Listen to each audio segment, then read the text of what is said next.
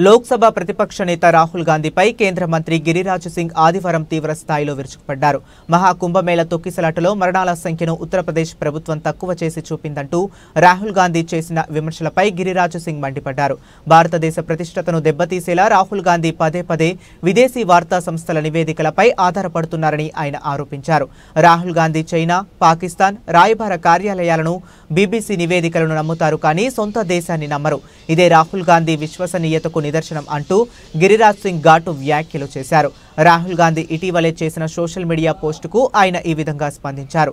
Operation Sindoor అయినా, ఏదైనా BBC కథనం అయినా ఆయన ఎప్పుడూ భారతదేశానికి వ్యతిరేకంగానే మాట్లాడతారు. దేశానికి వ్యతిరేకంగానే మాట్లాడాలని ఆయన శపథం చేసినట్లుంది అని గిరిరాజ్ సింగ్ అన్నారు.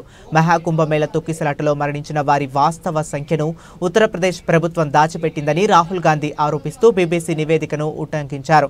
కుంభమేళ తొక్కిసలాటలో మరణాల సంఖ్యను దాచిపెట్టినట్లు బీబీసీ నివేదిక వెల్లడించింది. కోవిడ్ సమయంలో లాగే పేదల మృతదేహాలను గణాంకాల నుంచి తొలగించారు. ప్రతి పెద్ద రైలు ప్రమాదం తరువాత నిజాన్ని తొక్కిపెట్టినట్లే ఇప్పుడు జరుగుతుంది అని రాహుల్ గాంధీ ఎక్స్ లో పోస్ట్ చేశారు. ఇదే బీబీసీ నమూనా.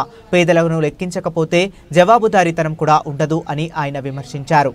రాహుల్ గాంधी को चाइना के एम्बेसी पर भरोसा है, पाकिस्तान के एम्बेसी पर भरोसा है, बीबीसी के रिपोर्ट पर भरोसा है, देश पर भरोसा नहीं है।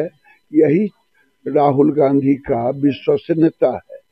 आज चाहे ऑपरेशन सिंदूर हो और चाहे बीबीसी का रिपोर्ट हो, ये वही बात करेंगे जो भारत के विरोध में होगा। पता नहीं इनके क्या है, ये इन्होंने संकल्प ले लिया है कि मुझे भारत के विरोध में ही बात करना है।